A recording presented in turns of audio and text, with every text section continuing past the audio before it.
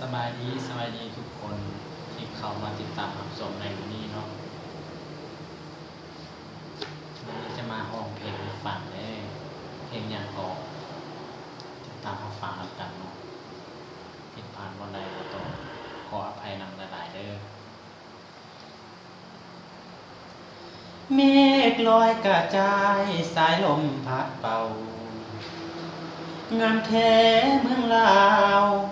แวววาวสวยสะดุดตา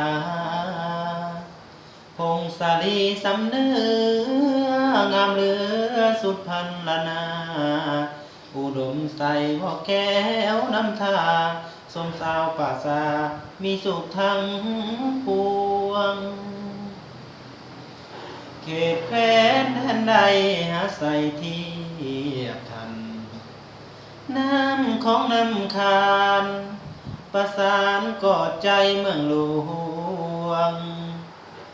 สยามบุรีที่นี้ยังฝังในสวงเวียงจันทร์เสียงขวางจากมาแสนหวังคืนนั้น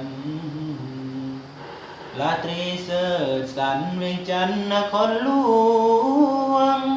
ใจหลายล้านดวงขอน้องนมัสการบริคำใสคำมวลทบทวนให้ใจใฝ่ฝันสวรรณเขตติดสารวันตำนานเมืองไดโนเสาร์จำปาเบ่งขาวสาวลาวพี่น้องคิดฮอดเสกองนวลนองงามแท้นอเจ้าอัตตะปือยาเอ้ยเห็นแล้วอายหายโศกเศร้าวอนพาองค์แสนเมืองเก่าให้คู่เมืองลาวไปกาลนา